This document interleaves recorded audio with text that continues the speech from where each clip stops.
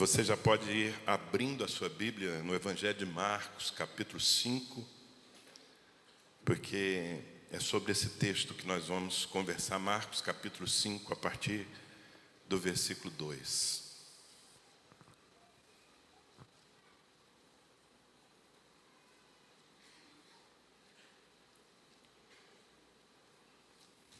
Está na mão? Será que tem alguém sem Bíblia perto de você? Se houver alguém sem Bíblia ao seu lado, então compartilhe a sua Bíblia para que essa pessoa possa acompanhar a leitura. Se você está sem uma Bíblia, sem alguém que possa dividir a sua, então pelo menos preste bastante atenção na leitura. É um texto bastante interessante que fala de um pouco da história de um homem que foi tão atacado pelos demônios que ele nem parecia um ser humano. Mas Jesus entrou na história dele e tudo mudou. Vamos ler então a partir do versículo 2. Ao desembarcar, logo veio dos sepulcros ao seu encontro um homem possesso de espírito imundo, o qual vivia nos sepulcros e nem mesmo com cadeias alguém podia prendê-lo. Porque tendo sido muitas vezes preso com grilhões e cadeias, as cadeias foram quebradas por ele e os grilhões despedaçados, e ninguém podia subjugá-lo. Andava sempre, de noite e de dia, clamando por entre os sepulcros e pelos montes, ferindo-se com pedras.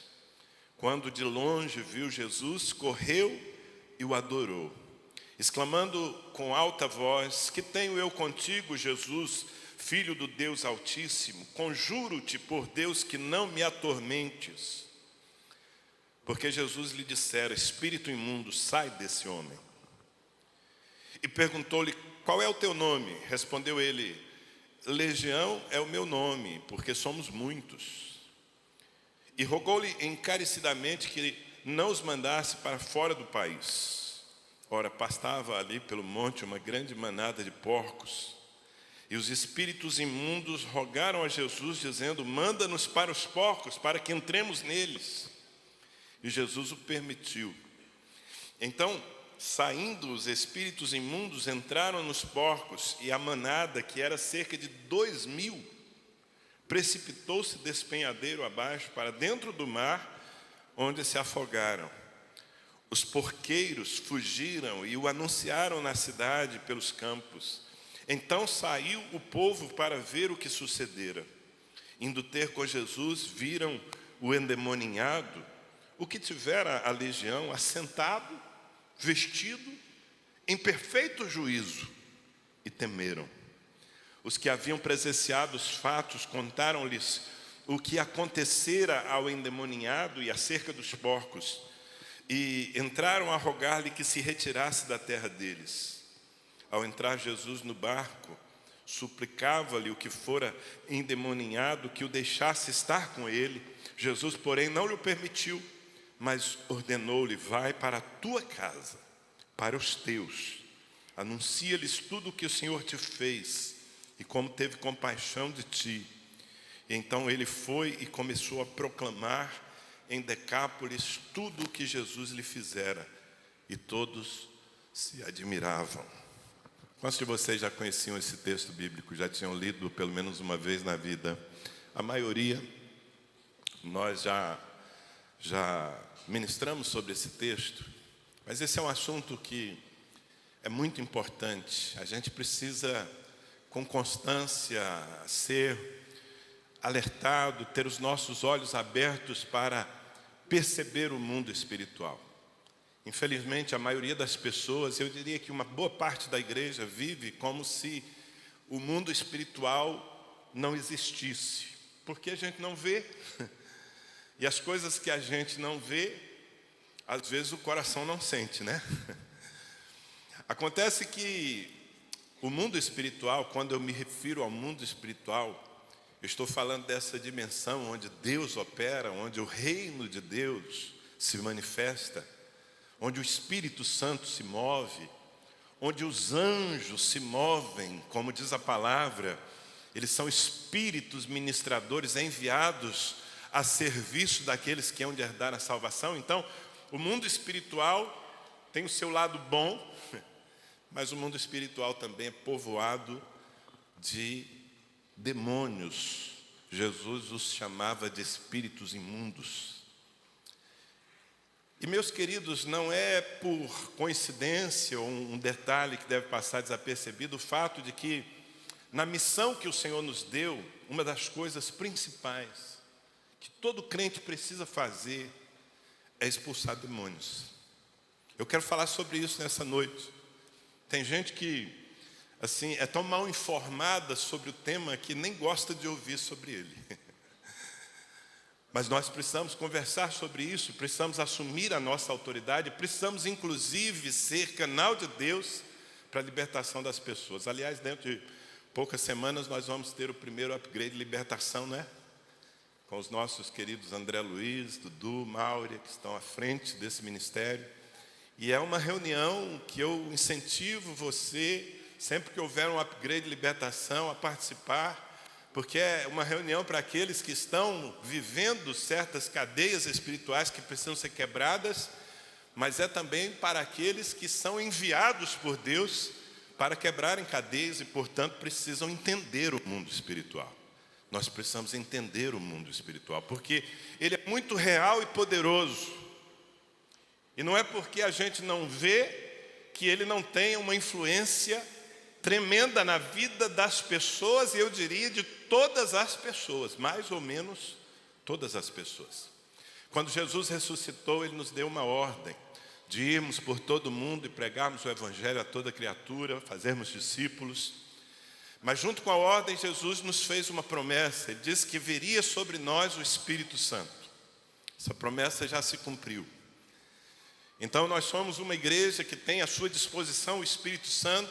Eu acredito que a maioria de nós aqui já fomos cheios, batizados no Espírito Santo. Devemos nos manter cheios do Espírito Santo. Mas uma das promessas que Jesus fez, e junto com a promessa, um encargo, ele disse: esses sinais seguirão aos que creem. Tem alguém que crê aqui? Estes sinais seguirão aos que creem. Em meu nome. A primeira coisa que Jesus falou foi: expulsarão demônios. Estes sinais seguirão aos que creem. Em meu nome expulsarão demônios, falarão novas línguas, orarão pelos enfermos e eles serão curados. Então, perceba que faz parte do nosso ministério, do meu e do seu ministério, expulsar demônios. E como eu ia falando, o fato do mundo espiritual ter poder, mas muitas vezes estar oculto, faz com que muitos cristãos e muitas pessoas o ignorem. Quantos de vocês aqui admitem que o vento tem um alto poder de destruição? Quantos de vocês concordam comigo? O vento tem um alto poder de destruição, sim ou não? Mas você já viu o vento? Alguém aqui já viu o vento? E como é que você sabe que ele tem tanto poder e que ele existe? Porque você vê os seus resultados, não é? E está bem fresco na nossa memória as imagens dos últimos dias na televisão, de furacões varrendo o Caribe, varrendo ilhas aí da América Central e Estados Unidos. E aí você viu o rastro de destruição que o vento invisível deixou. Mas o vento não tem poder de destruição e de influência só quando ele vem, assim, na força de um furacão. Quantos de vocês aqui já moraram em cidades de praia? Quem já morou em cidade de praia? Você já teve essa oportunidade? É maravilhoso morar em cidade de praia. Eu, na minha adolescência, por 2 anos, morei em Salvador, na Bahia. As cidades de praia, especialmente no Nordeste brasileiro, elas costumam ter palmeiras, coqueiros, né? Na orla. Quando você for à praia, olhe para os coqueiros. E você vai ver que todos eles estão tortos para o mesmo lado. Na verdade, eles estão mais do que tortos, eles estão todos penteados para o mesmo lado. Já viu isso? E por que os coqueiros estão tortos numa mesma direção? Não é porque um furacão passou ali. É porque o vento, de uma maneira constante, ainda que não impetuosa, causa uma influência sobre essas árvores e vai entortando as árvores. Quem já ouviu falar aqui de duna? Você já viu uma duna? Uma duna é uma montanha de areia. Alguns lugares no Brasil são lindos. Por exemplo, os Lençóis Maranhenses. Quem tiver a oportunidade de passar férias nesse lugar, eu só ouço falar bem. Mas se você bater uma foto num determinado lugar, ao lado, ou tendo uma duna atrás de si, pode ser que poucos meses depois você volte e não encontre mais aquela montanha de areia. Ela migrou dali, ela desapareceu, foi parar em outro lugar. Não porque os tratores trabalharam, não porque houve um furacão, mas porque o vento foi soprando, soprando, soprando e foi transferindo. Eu estou falando dessas coisas só para ilustrar o fato de que aquilo que a gente não vê pode ter muita influência sobre o nosso mundo real. Você está comigo? Alguém aqui já viu um raio ultravioleta? Você já viu um raio ultravioleta? Ninguém aqui tem capacidade de ver um raio ultravioleta. Mas há pessoas, talvez aqui, há pessoas com câncer por causa de um raio ultravioleta. Então, eu estou falando de coisas naturais, porém invisíveis. Tão reais quanto as coisas naturais são as coisas espirituais e os seres espirituais. O apóstolo Paulo, ele fala na sua carta aos Efésios, capítulo 6, que nós não temos, nós os cristãos, os que servem a Cristo, não temos que lutar contra carne e sangue, ou seja, nós não temos que brigar com gente, mas nós temos que lutar contra principados, potestades, dominadores desse mundo das trevas, hostes espirituais da maldade. Se você quer que eu traduza tudo isso numa só palavra, demônios. Espíritos imundos, em hierarquias diferentes, todos debaixo de um comandante chamado Satanás, que tem um propósito. Jesus definiu o propósito, se é que a gente pode chamar de propósito, que Satanás tem. Jesus o identificou como um ladrão, e Jesus disse, ele vem para matar, roubar e destruir. Todo o tempo ele trabalha, às vezes de uma maneira forte e agressiva, como foi o caso desse homem aqui. Não parece um ser humano, mas era um ser humano. Ele vivia pelos sepulcros, nos cemitérios, nu, se cortando com pedras. Os demônios que habitavam na vida dele eram tantos que ninguém conseguia segurá-lo. Ele vivia como um monstro, um bicho, mas era gente, amada por Deus. Estava vivendo daquela forma não porque queria, mas porque estava cativo, dominado por demônios, no nível mais alto que se possa ter. Porque nesse caso aqui, esse homem estava possesso, endemoninhado, tomado completamente. A sua consciência, o seu corpo era tomado. Isso é muito comum, infelizmente. Mas, na maioria das vezes, Satanás não age dessa maneira. Na maioria das vezes, ele não prefere a técnica do furacão, porque o que a gente vê na vida desse gadareno é um furacão. É a presença demoníaca agindo com muita força, com muita intensidade, ao ponto de desfigurar essa pessoa, tirá-la completamente do convívio social e torná-la uma ameaça para as pessoas que moravam naquela região, porque ele se manifestava com violência. Mas Satanás, na maioria dos casos, ele prefere um outro nível de influência, que eu chamo de controle remoto. É o vento que vai soprando mais de leve, sem chamar muita atenção, mas que vai da mesma maneira desvirtuando as pessoas, tirando as pessoas daquilo para o que elas foram criadas, do padrão de Deus para as suas vidas, e levando as pessoas a viverem completamente fora do normal. E às vezes nós aqui ficamos tentando achar os porquês na natureza, na medicina, E claro, eu não estou anulando o fato de que há coisas que são absolutamente naturais. Se você pular do 10º andar de um prédio, você vai se esborrachar e não vai poder colocar a culpa em Satanás. Foi você que pulou. Então, coisas naturais acontecem, claro, mas em grande parte das vezes, por trás dos vícios, por trás das enfermidades, por trás dos abusos, por trás da violência, por trás do ódio, por trás da ganância, por trás da depressão, estão espíritos demoníacos agindo e tentando fazer com que um ser humano que devia viver em paz. Deus nos criou para vivermos uma vida equilibrada. Deus nos criou, irmãos, para sermos pessoas cordiais, amáveis, de bom relacionamento.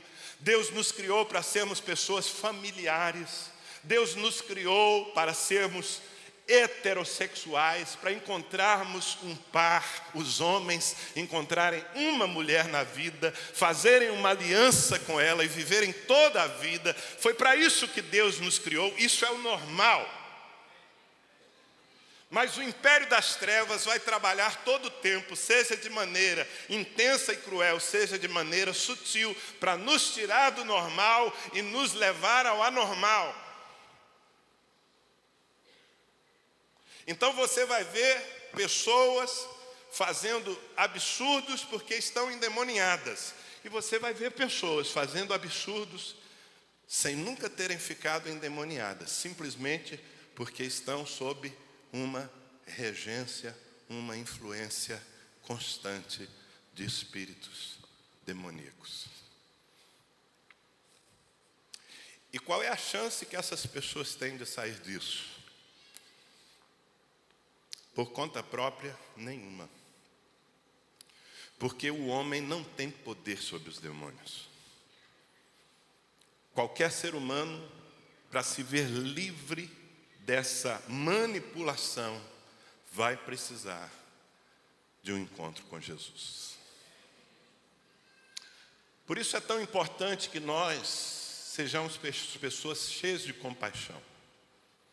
Que antes de julgar alguém, porque é muito fácil julgarmos, é muito fácil nós pararmos numa esquina e vermos uma pessoa pedindo um dinheiro para sustentar o seu vício, ou pior ainda, quem sabe usando de violência para conseguir um dinheiro para sustentar o seu vício, e nós simplesmente olharmos para aquele indivíduo como um vagabundo.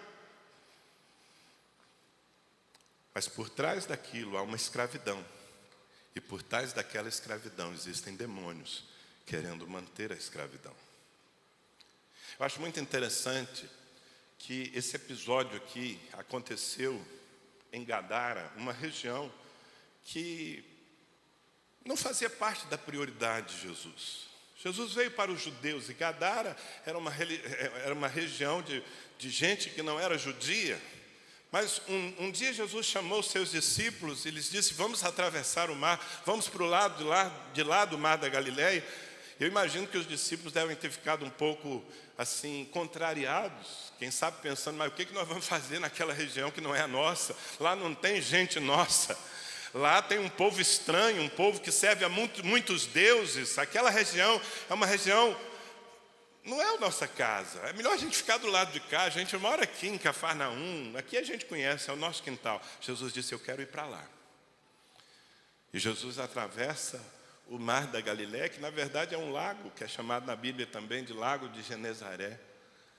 E quando ele chega na outra margem, ele se depara com esse ser humano, que não parece um ser humano. E eu não tenho dúvida que Jesus foi àquele lugar simplesmente para salvar esse homem, para tirar o seu cativeiro, transformar a sua vida e deixá-lo ali como um testemunho do poder de Deus. Agora, meus irmãos, todos nós, sem exceção, no mínimo por um tempo das nossas vidas, vivemos debaixo dessa manipulação demoníaca. Eu sei que é desconfortável para você admitir que espíritos malignos podem ter ou podem estar lhe influenciando. Mas esse é o motivo pelo qual muitas vezes nós fazemos o que não queremos fazer.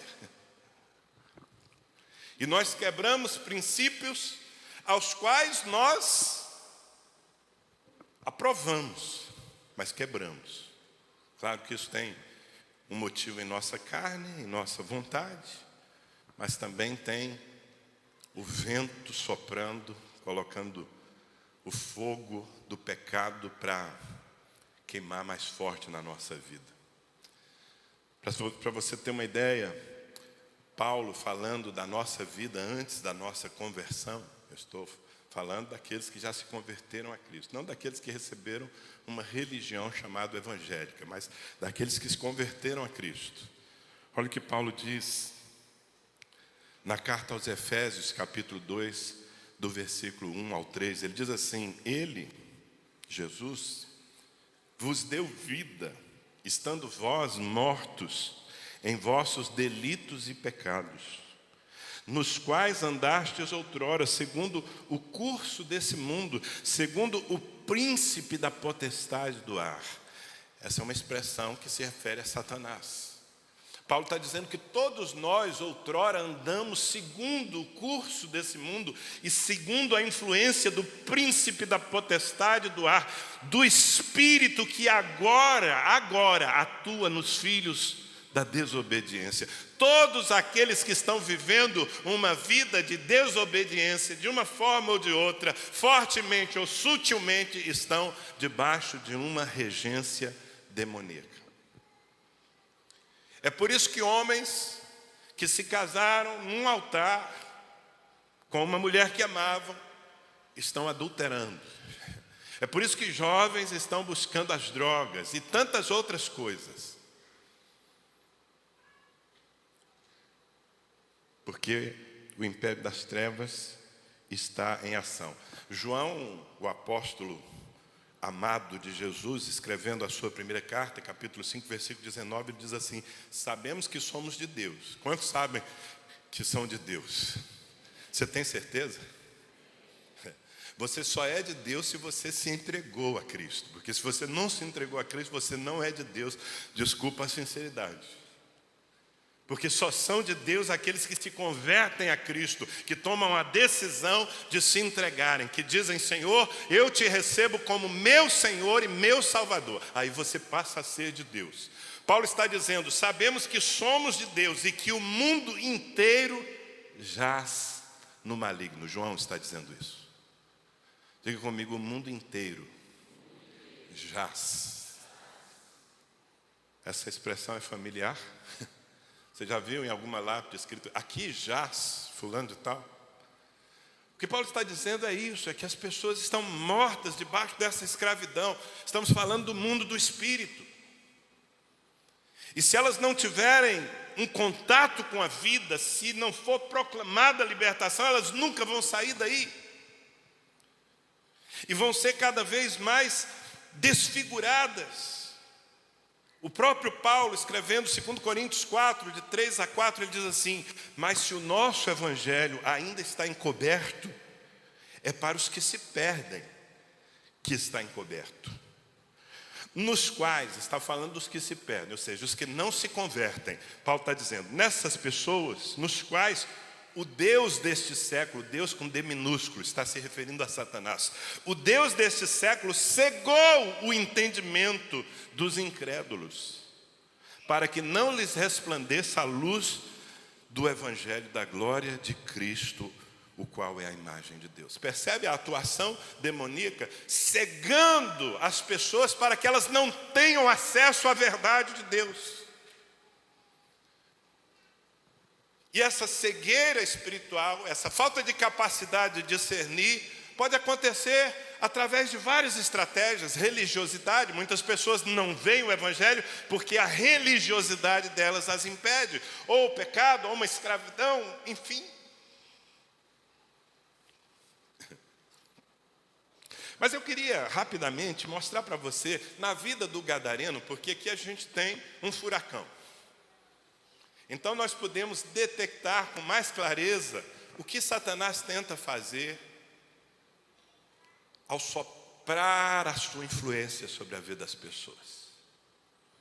E eu diria que, se a gente quisesse resumir, basicamente, ele quer destruir a nossa identidade. Diga comigo, identidade. Ele quer destruir a identidade do ser humano, ele quer distorcer. Ele quer fazer com que as pessoas acreditem que elas são o que não são. E através disso ele também toca em algo que é fundamental para que nós sejamos felizes. Sabe o quê? Autoestima. Se você não tiver uma boa autoestima, ou seja, se você não se der valor, você vai se largar na vida. E a ação demoníaca é justamente para que nós percamos o valor para nós mesmos. Veja bem, eu estou falando de ações que podem ocorrer através de um assédio direto. No caso desse homem aqui, era mais do que um assédio, era uma possessão de demônios. Mas isso pode acontecer através de marcas indiretas. Por exemplo, quando um menino, uma criança, um adolescente, é abusado sexualmente, Satanás está usando uma outra pessoa para fazer uma marca na alma daquele indivíduo.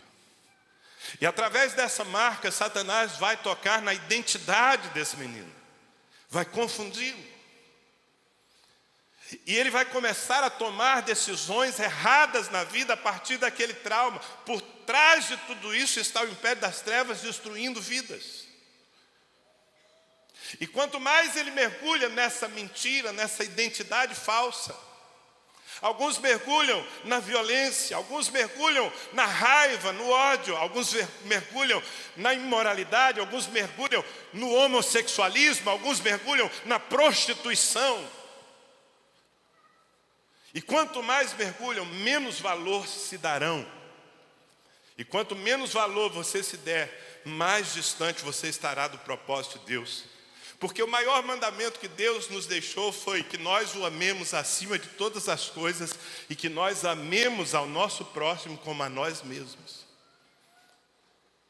Eu só posso amar o outro se eu me amo, se eu me dou valor. Quem está me entendendo?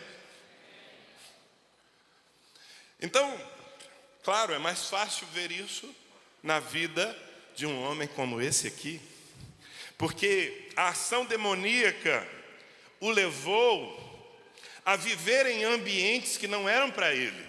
Onde é que esse homem aqui vivia? Você leu o texto? Nos sepulcros. Assustador, não é?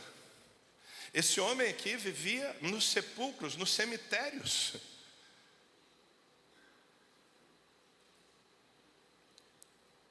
E por quê? Porque os demônios o levavam para onde ele não queria estar. Exatamente como acontece, não precisa ir para os sepulcros.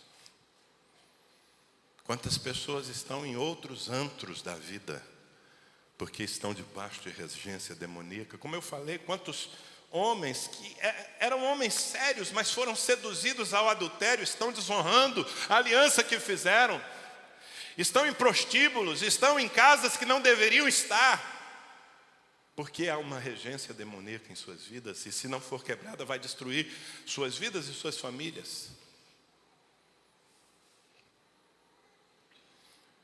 A ação demoníaca leva as pessoas a fazerem coisas sobre as quais elas não têm controle.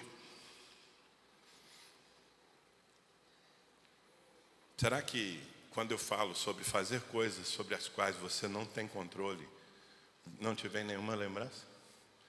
Porque é provável que aqui nesse auditório haja pessoas que de vez em quando fazem ou fizeram coisas que não queriam fazer, mas não tinham controle. Violência, por exemplo. Veja bem, eu não estou querendo tirar a culpa do ser humano e colocar toda no diabo, tá? Porque, obviamente, as nossas escolhas, eu quero pedir só por cuidado que essa criança aqui seja cuidada, porque ela toma atenção. E é criança, né? É igual às minhas. quando eram crianças. Ela quer andar, mas acaba tirando a atenção de todo mundo. Você está percebendo o que Deus quer te ensinar nessa noite? Você precisa perceber o mundo espiritual. E se você tem uma aliança com Cristo, você precisa perceber para a sua vida e para a vida dos outros. Porque você precisa ser canal de Deus na vida de quem precisa de libertação. Quem está entendendo?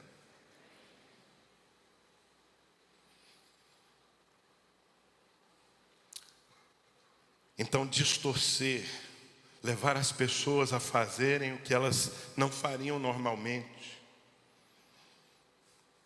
Quebrar os limites que a sociedade deveria manter, não é? Como eu falei, uma vida normal é uma vida de comunhão, é uma vida de paz, é uma vida de interação, onde nós nos damos bem uns com os outros.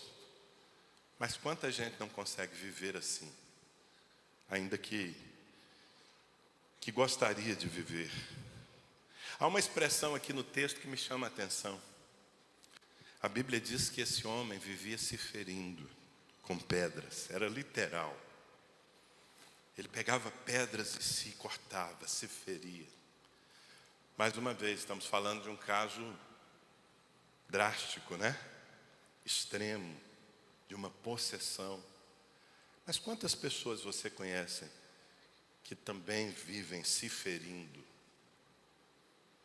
Não literalmente, não fisicamente, mas vivem se ferindo, saem de uma situação e entram em outra. Parece que elas buscam sofrer. Ninguém busca sofrer. Na verdade, as pessoas são induzidas e se ferem com imoralidade, se ferem com relacionamentos errados. E como é que a gente reage? Qual é o papel da igreja no meio de tudo isso? A igreja não pode ignorar, irmãos, esse mundo. A igreja precisa entender, nós precisamos entender que nós somos enviados por Deus, como Jesus foi enviado a Gadara para trazer libertação às pessoas. Às vezes, literalmente, você vai ter que confrontar demônios que estão possuindo pessoas, mas em muitas outras situações, na verdade, você vai entrar na vida de certas pessoas com o Evangelho, e só o fato de você estabelecer a palavra, de você ensinar a palavra e dessas pessoas reagirem com fé, vai fazer com que elas quebrem as cadeias que as prendiam até então. Mas a gente tem que ter visão, porque muitas vezes ficamos um tempo enorme nos dedicando a alguém sem perceber que aqueles problemas que se manifestam diante dos nossos olhos são regência demoníaca que precisam ser quebradas. Quando Jesus chegou naquele lugar, os demônios estremeceram, porque sempre será assim. O poder do nome de Jesus faz o inferno tremer. E você sabe que o nome de Jesus está sobre a sua vida, você que tem uma aliança com Ele. Amém? Quando Jesus chega naquele lugar, aquele homem que corria, que fugia de tudo, ele corre ao encontro de Jesus e se prostra diante de Jesus. E há uma confusão aqui, porque na verdade os demônios o estão dominando, mas mesmo os demônios se curvam diante do Senhor Jesus, porque sabem do seu poder. E tem uma palavra até engraçada, porque os demônios dizem para Jesus: o que você veio fazer aqui? Nos atormentar? Jesus podia responder: chegou a vez de vocês, né? Vocês estão atormentando esse homem faz tempo, eu vim atormentar vocês. Aliás, meus irmãos, seria muito importante que nós levássemos a presença de Deus tão real na nossa vida, que onde nós chegarmos e onde há ação demoníaca, eles se sintam atormentados por nossa presença.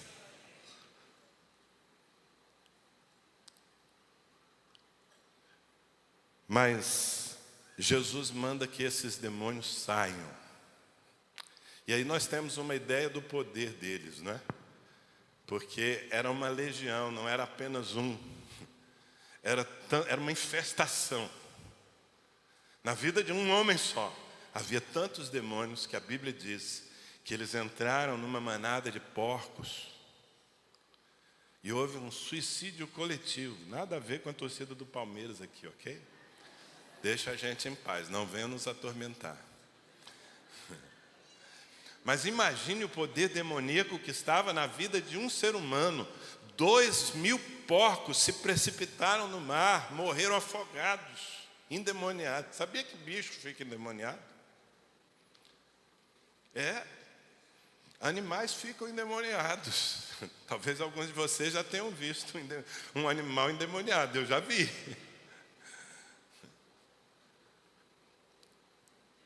Mas aquele moço foi liberto por uma palavra de Jesus. E o contraste que nós encontramos da cena final para a cena inicial, porque no começo nós somos apresentados a quase um monstro. Imagina, um homem que vive pelos sepulcros, que ninguém consegue segurar, prender, ele quebra todas as cadeias e correntes. Ele vive andando nu, pelado, pelos montes, pelos cemitérios, clamando, gritando. Assustador. Mas depois que Jesus deu uma ordem àqueles demônios, porque não foi só a presença de Jesus, foi uma ordem que foi dada. Esse moço foi livre.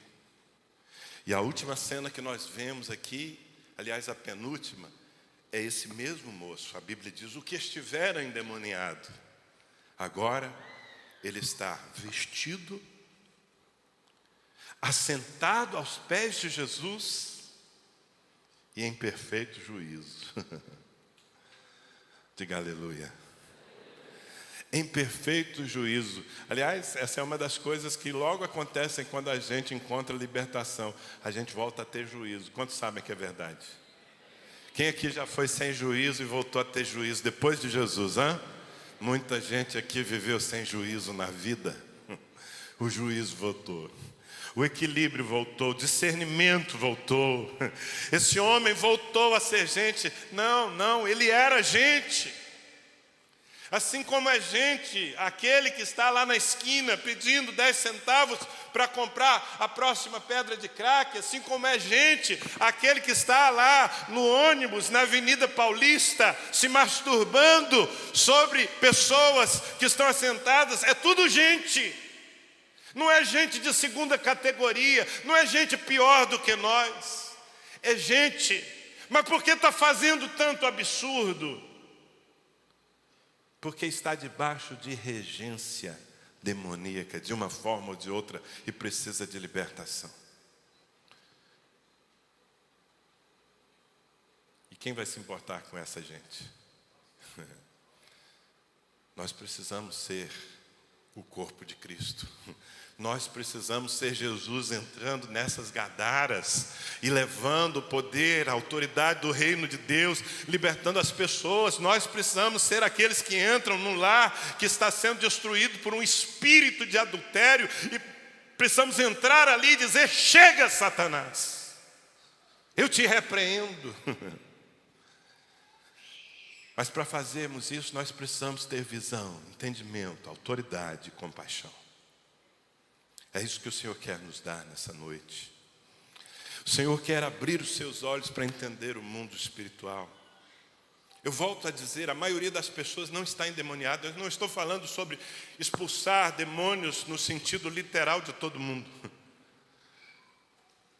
Mas eu estou falando sobre chegar numa vida, numa família, numa escola, num ambiente, numa empresa.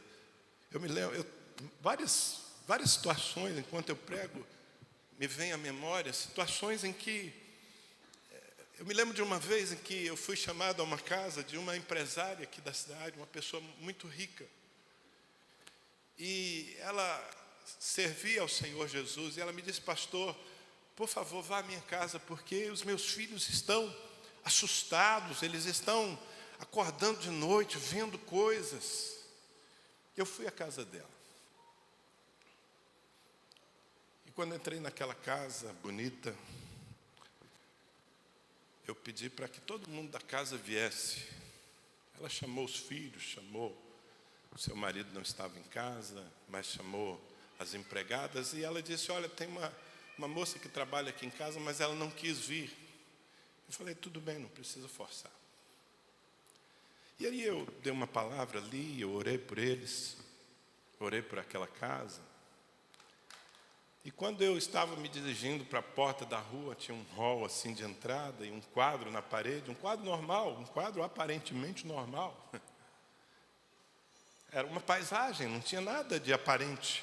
Mas quando eu passei por aquele quadro, eu senti uma presença demoníaca ali. Eu parei. Eu disse, de onde veio esse quadro? Ela falou, eu ganhei esse quadro. Eu falei, mas tem algo errado com esse quadro. Quando eu me aproximava do quadro, eu sentia uma presença tão terrível, demoníaca ali. Eu me arrepiava todo. Não que arrepio seja sempre problema de demônio, viu, irmão? Fica tranquilo, às vezes está frio. O que você precisa saber é se eu arrepio de cima para baixo ou de baixo para cima, porque aí... Mas foi uma forma de Deus me mostrar no físico que havia algo de errado. Eu insisti, eu falei, mas de onde veio esse quadro? Aí ela, um pouco constrangida, me disse, olha, na verdade esse quadro foi um presente que eu recebi dessa minha empregada que não quis vir orar. Ah, é? E me fale um pouco sobre essa moça. Ela me disse, essa moça, ela frequenta terreiros. Eu falei, então está explicado. Então você faz o seguinte, você tira esse quadro daqui, não dá para ninguém não, porque o que não serve para você não serve para ninguém. Você taca fogo nesse trem e converse com essa moça, se ela vai respeitar esse ambiente aqui, ainda que ela tenha uma outra fé. Porque se ela não respeitar, manda ela embora. Ainda bem que isso já faz muitos anos, porque quem sabe eu, seria acusado aqui de promover algum tipo de preconceito. Mas eu estou só ilustrando como é o mundo espiritual. Às vezes, através de alguém, manipulações demoníacas acontecem. Outra vez eu estava em Montes Claros, ministrando num congresso, e uma jovem ficou terrivelmente endemoniada. E eu fui tratar com aquela moça e com os demônios que tomavam com muita violência, daquelas bem escandalosas. E nós ficamos um tempo enorme ali, e aqueles espíritos malignos resistiam a toda voz de comando. Chegou um momento que eu disse, Senhor, me dá uma luz, porque esses demônios parecem que estão apegados a algo na vida dessa moça. Ela tinha minutos de lucidez e voltava a ficar endemoniada. E o Espírito Santo me falou, me disse, o problema está na relação dela com a sua mãe. Quando ela teve um momento de lucidez, eu disse, onde está a sua mãe? Aí que ela ficou endemoniada da maneira mais terrível. E nós fomos conduzindo aquela situação até o momento em que essa moça, quase que como alguém que está dando à luz, dores de parto, essa moça disse, eu perdoo a minha mãe. Quando ela disse, eu perdoo a minha mãe, os demônios a deixaram, ela voltou ao normal e assim permaneceu durante todo o resto da conferência. Ou seja, aqueles espíritos malignos tomavam a vida dela já há muito tempo, por causa de um ódio que ela desenvolveu em relação à sua mãe, que abusou dela com violência quando ela era criança. Gente, eu estou falando de coisas que acontecem no mundo espiritual. E que nós precisamos, em primeiro lugar, admitir que elas acontecem. Em segundo lugar, nós precisamos nos armar contra elas. E nos armar contra a ação demoníaca é viver na presença de Deus, é nos esconder no esconderijo do Altíssimo, é vivermos, como diz o apóstolo Paulo em Efésios, tomando toda a armadura de Deus em nossas vidas para que nós não sejamos atingidos. Amém? E no caso daqueles que não se converteram, e eu sei que há pessoas aqui que ainda não tomaram uma decisão séria com Jesus. Eu não estou falando sobre frequentar a igreja, porque muitas pessoas frequentam a igreja há anos e nunca tomaram uma decisão séria de seguir a Cristo. E enquanto você não toma uma decisão séria de servir a Cristo, você está à mercê desse mundo espiritual.